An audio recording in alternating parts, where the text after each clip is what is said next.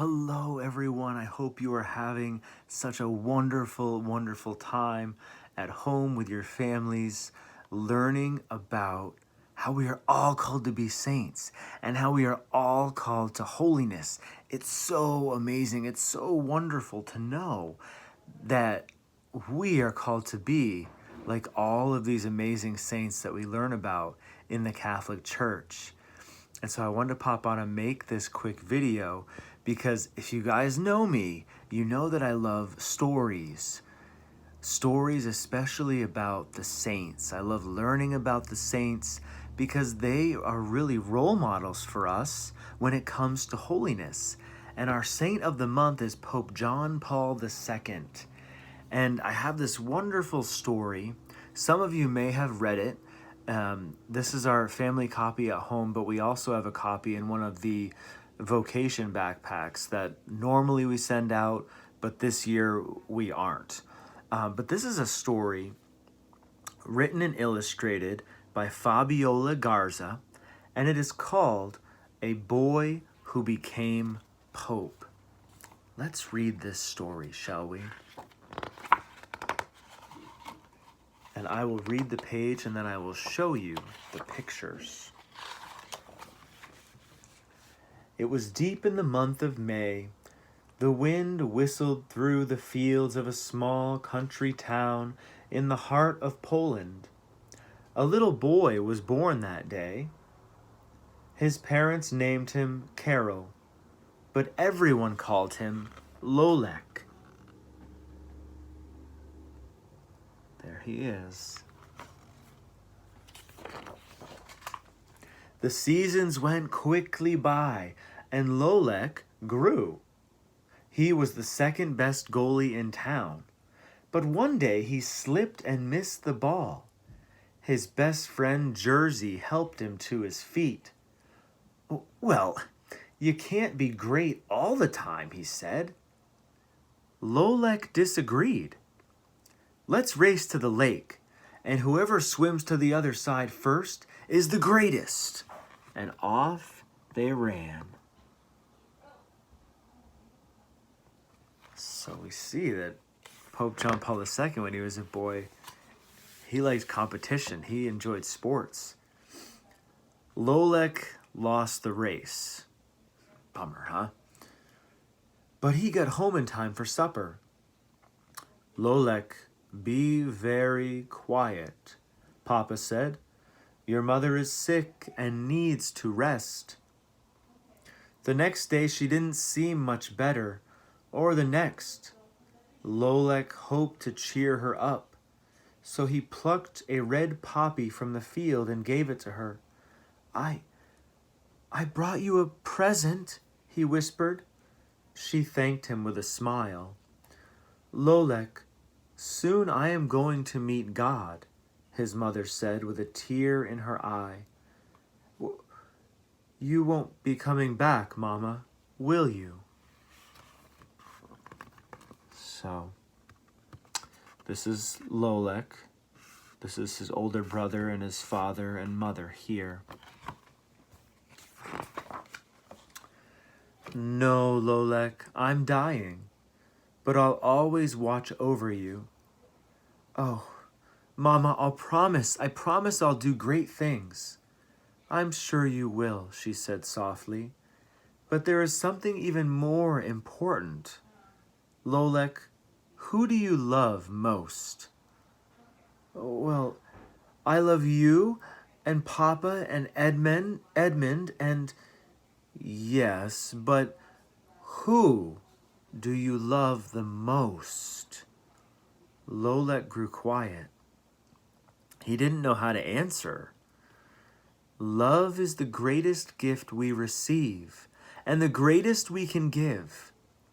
Someday you'll have the answer to my question.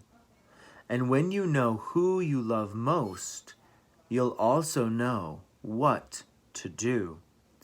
He placed the poppy in a cup by the window, then he kissed his mother goodbye. Lolek was very sad. What a hard thing to go through at such a young age. Yes, indeed. Time passed. One day, Lolek woke up to the gentle morning breeze. His broken heart felt much better. He was also proud of his older brother, Edmund. He had become a fine doctor. On the way to church, Edmund asked, "So what do you want to be when you grow up?" "Me? Oh, I want to be an actor on the stage." "I think that's a great dream," Edmund replied. So there they are down in the snow.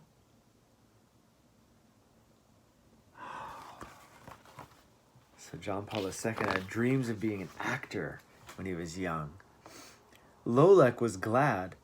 If Edmund thought being an actor was a good idea, well, then it had to be. Edmund encouraged Lolek by inviting him to perform for his patients at the hospital. At first, Lolek was nervous, but once he began, he became calm. Acting came natural to him. One winter evening, the wind howled in the biting cold. Edmund took Lolek to stay home because many of his patients had caught a deadly fever. Lolek watched as his brother was swallowed by the snowstorm. He hoped Edmund would be safe.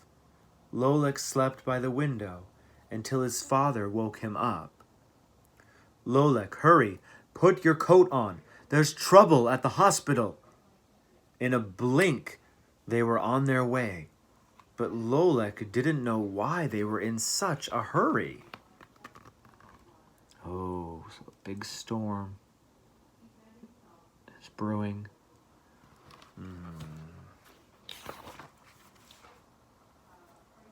When they got to the hospital, Lolek didn't see his brother anywhere.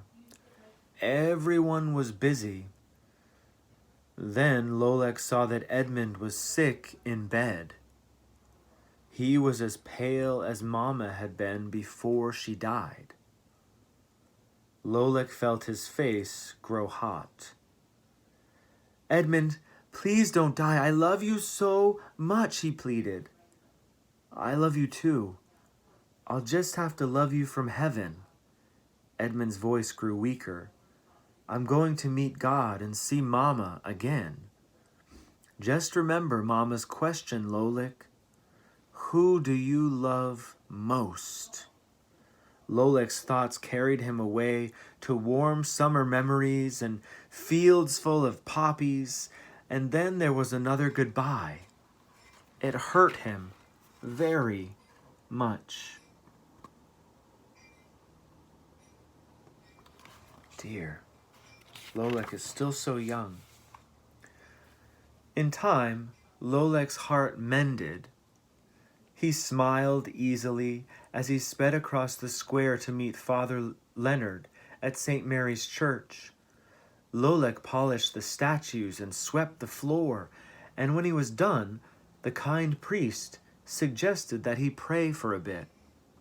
Meanwhile, Jersey sat in the noon sun waiting for his best friend. He had something very important to tell Lolek. When he was tired of waiting, Jersey went to the church to see if his friend was there. He pulled at the heavy door. Then all of a sudden, a lady clutched his arm. She frowned at him. What? There's the church.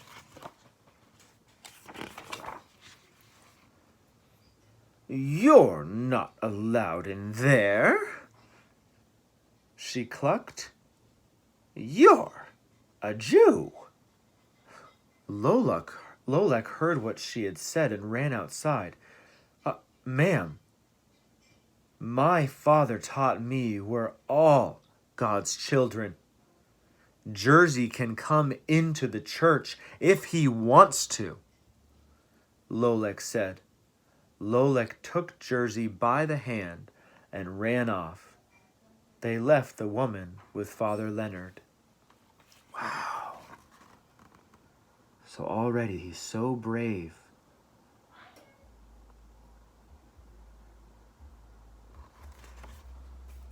I'm sure a lot of you stand up for your friends like that too. The two boys spent the day at Jersey's house. At twilight, the stars began to fill the sky. Jersey suddenly remembered the news he had wanted to share with his friend. Lolek, I forgot to tell you. We both passed our exams. Oh, we did? Oh, we're going to have so much fun together in high school, Lolek exclaimed. Jersey shrugged. Yeah, but you'll be too busy doing great things to have fun anymore. We can have fun and do great things. I promise. Good, so they're both getting ready to go to high school. High school was fun, but Lolek's favorite part about it was being an actor in school plays.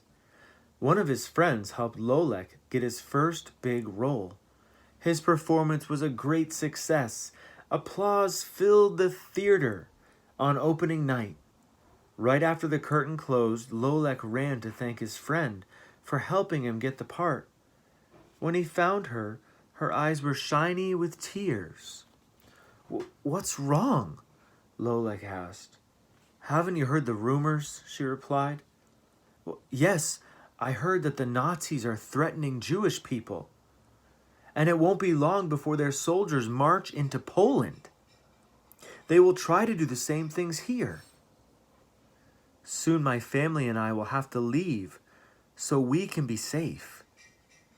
The idea that anyone would hurt his Jewish friends upset him. So there he is acting on stage. And there he is having that conversation with his friend. She's very scared. She's very scared. A few days later, Lolek and Jersey talked about everything that was happening. War is coming, and many of our friends are leaving, said Lolek sadly. You know, I will have to go too, Jersey responded. It isn't safe for us to stay here. I know, Lolek replied. Some of our Jewish neighbors have already escaped to other countries. Others are being watched. Lolek, you have always been a good friend. I will miss you, said Jersey. I'll miss you too, said Lolek. His heart tightened in his chest. I hope we'll see each other soon. But neither really knew when or if they would see each other again. Soon the war came to Poland and covered the country in darkness. Lolek was now a young man, and his world was changing quickly. His Jewish friends who hadn't left Poland were in hiding. Some had been captured. Lolek and his father moved to a tiny apartment in the city. There, Lolek could continue his studies. He often read by candlelight. After dark, they could hear scuffles, shouts, and the heavy tread of soldiers. Those sounds made people afraid to go out at night.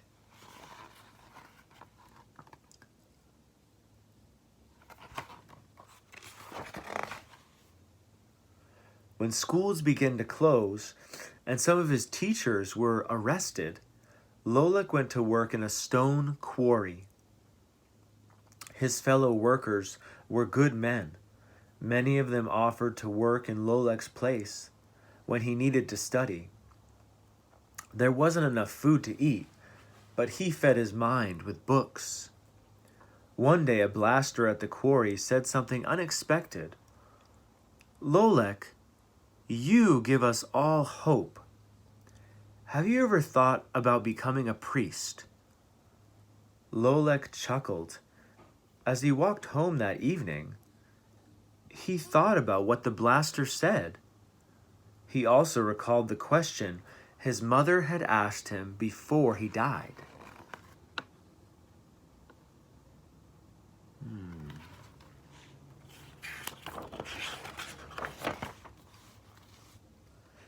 The year Lolek turned 19, The winter seemed endless. His father had been very ill.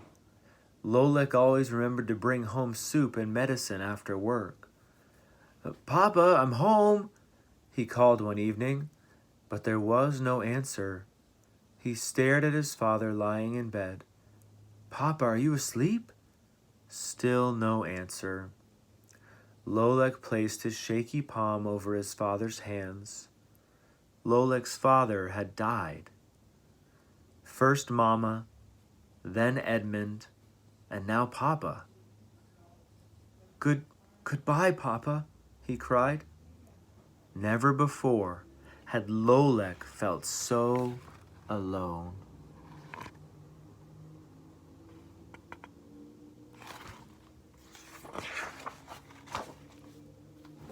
Winter passed and Lolek finally felt like a grown man.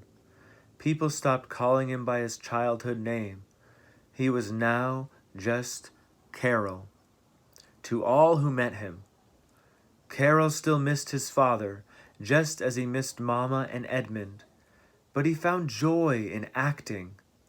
During the war, Carol and his friends put on plays in secret. They did this to give the Polish people hope. Carol had another secret in his heart, too. At first, he didn't talk about it, but the secret grew and grew inside him until he couldn't keep it hidden anymore.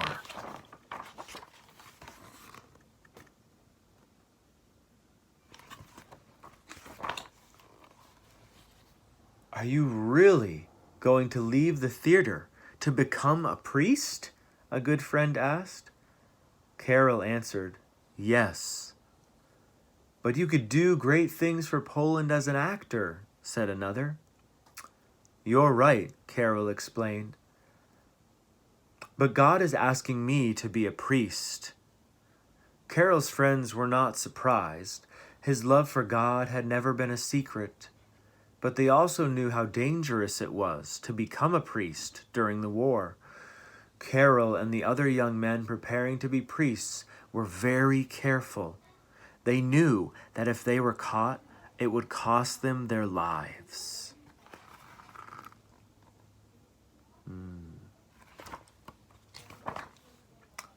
Finally, a few years later, the war had ended.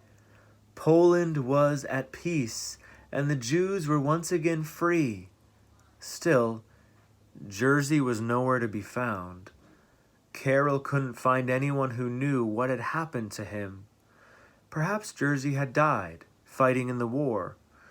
Maybe he had moved far away, or maybe he had been captured. All Carol knew was that his best friend was gone.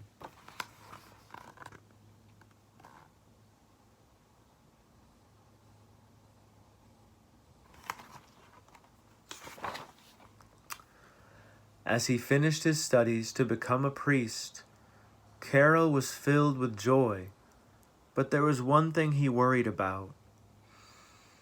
"When my mother died, a little bit of me went with her," Carol thought. "And more of me leaves each time I lose someone I love. Edmund, Papa, Jerzy, they're all gone. After this war, I don't know if I'll have any love left to give God or anyone else." Carol pulled some petals off a flower and let the wind catch them. Maybe losing the people you love doesn't mean losing everything. "Lord," he prayed, "fill my heart with love."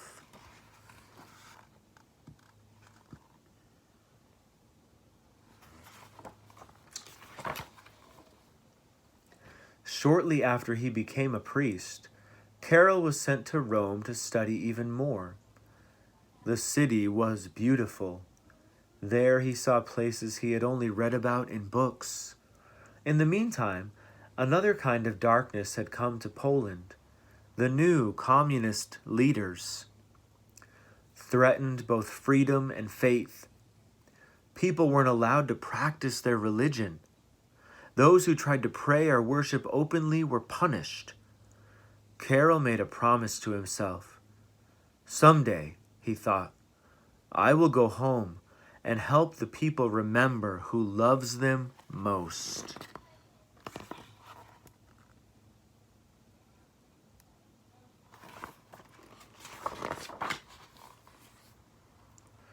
When Carol returned to Poland, he spent most of his time with young people. Together they took many trips to the mountains so they could talk freely about God. Father, what should we call you so people won't know you are a priest?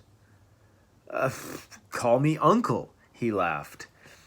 The mountains and rivers were a perfect playground. They could kayak, hike, play games, and pray. It was also a great place to ask for advice. Father, I mean, Uncle, one of the young women said. Yes, he answered, looking up from his book. A young man has asked me to marry him, and I haven't said yes yet. She tugged at her braid nervously. Do you want to say yes? I think so, but do you think it's a good idea? I'll ask you something my mother once asked me, Carol said. Who do you love most? She hesitated, then smiled. If you're sure of your answer, then I'm sure it's a good idea. Then he playfully added, but are you sure you want to marry him? They both laughed as she got up and ran to the young man with her answer.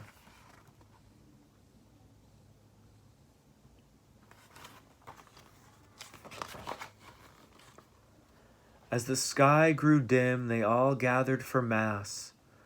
Father Carol raised his eyes and remembered all those he loved, his mother, father, brother, friends, everyone who had once roamed the same mountains with him and who never would again. In that moment he knew the gift of Jesus he held between his fingertips was not meant to stay hidden high in the peaceful peaks. It was time to share God's love openly in the cities below.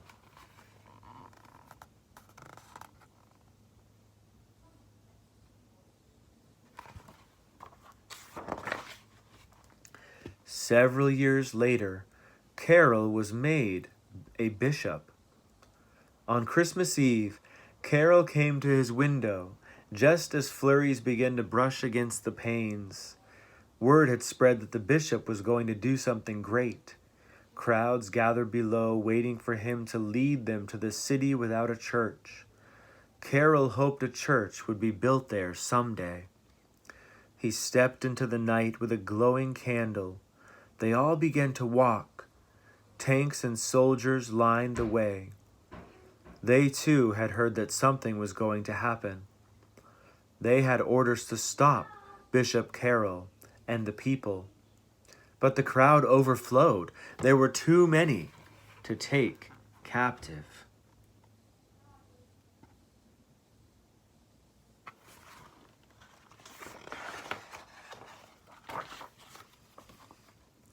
Finally, they arrived at a large field where hundreds more had gathered. The army waited and watched as a giant cross made by the metal workers was planted deep into the ground. Underneath it stood Carol. His voice echoed in the night air. The people of this city belong to God, and the children of God want a church, he said. Midnight struck, and Carol courageously delivered the Christmas present he had wanted so long to give, a Mass for all to see. The army watched, the people listened on their knees, and Carol gave thanks for this great moment.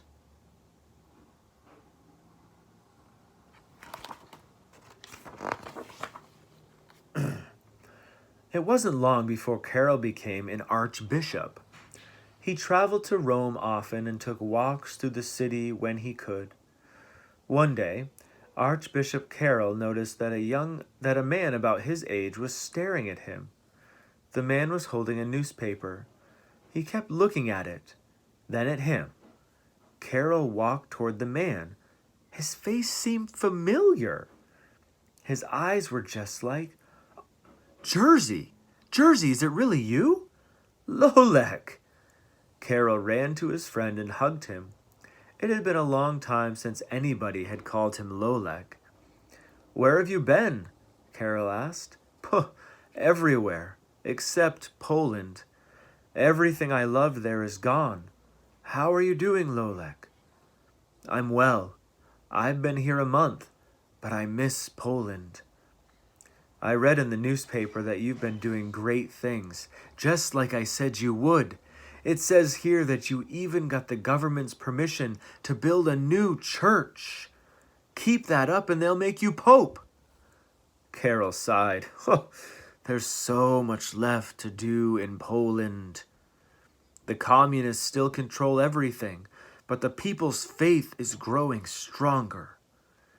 The two friends met often until it was time for Carroll to leave Rome. Wonderful. The Polish people were happy to see him again. Archbishop Carroll had become a cardinal of the church. This meant that now Cardinal Carroll would help choose a new pope when one was needed. One August he traveled to Rome to join the other cardinals from around the world. They gathered to choose a new Holy Father. When the votes were counted, a smiling Italian cardinal was elected, Pope John Paul I. Carroll returned home.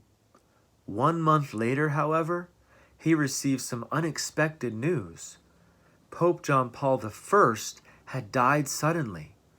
All the cardinals were called back to Rome.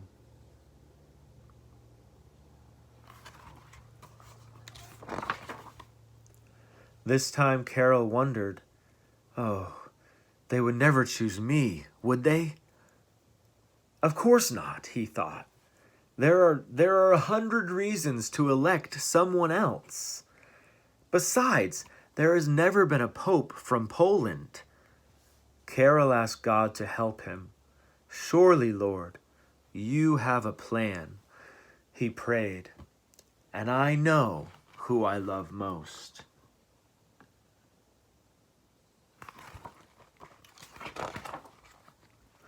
Trusting in God, Carroll left for Rome.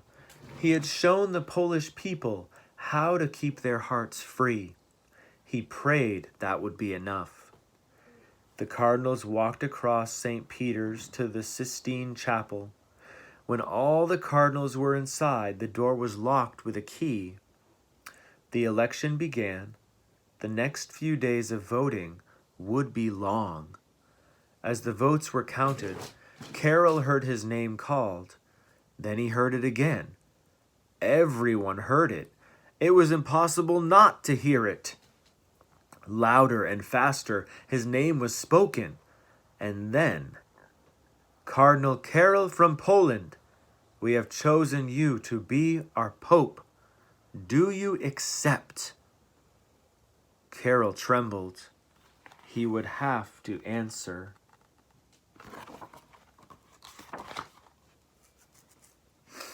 Carroll's mind flooded with memories. Suddenly he heard another voice speaking gently in his heart. Lolek, do you love me? You know I do, Jesus. Lolek, do you love me? You know that I love you, Lord, he answered again. But Lolek, who do you love most? I love you, Jesus. I love you the most. Then take care of the ones I love. Always. The chapel was silent. The cardinals waited for his answer. Cardinal Carroll's voice was strong. Yes, I accept.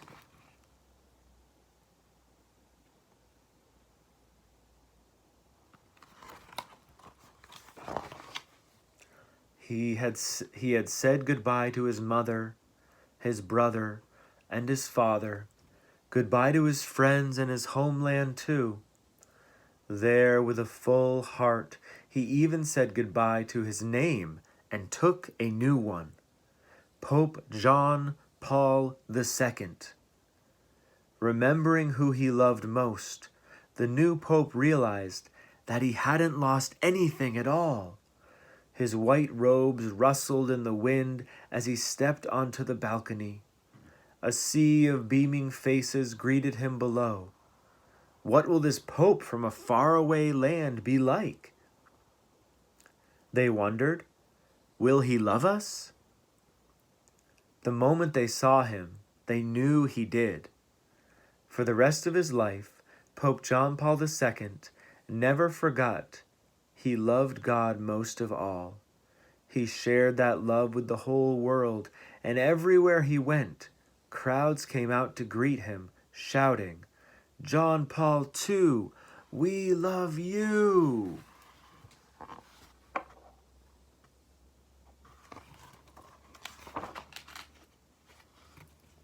Amen. So, kind of a long story, but a wonderful story. So, if you haven't had a chance to do any research on Pope Saint John Paul II, this is just full of great information.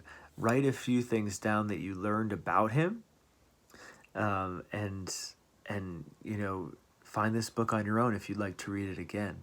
All right, God bless you guys, and thank you for listening.